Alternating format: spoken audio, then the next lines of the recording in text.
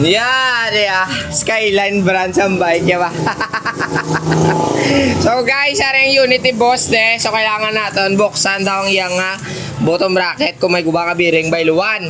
And then yung likodan ganun din. Kung may sira, islan. Ari yung kadina niya kagayang kagsugasan. Dala lang kayo daw kad mo reaching tsura. To, lahat to, baklas to. Let's go. So ayan mga guys, kailangan muna baklas tayo dito. Okay, sige pulpugin mo. Tulak kong badalam.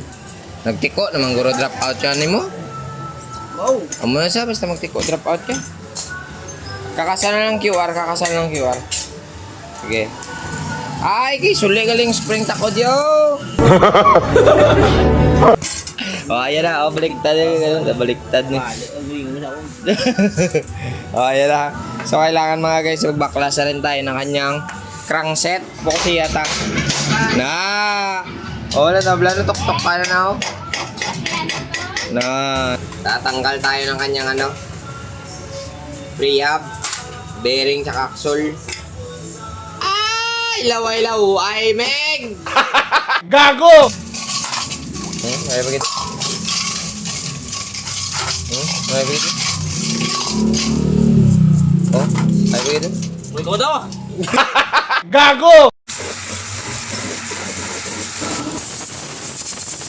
So, ari na guys, natapos na natin limpiwan. So, kailangan muna natin palantaw sa inyo.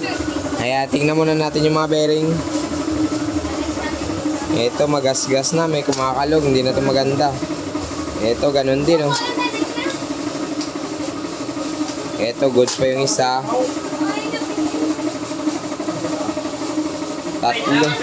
Tatlo yung may tama. Yung sa bottom bracket, goods pa. Ay, kasayang. Pero okay lang. Importante at least nalinisan, di ba? Ayan yung ulihan nyo. Kabit muna natin, guys. Lagay muna tayo papadanlog. Oh, lagay naman tayo papadanlog, ha.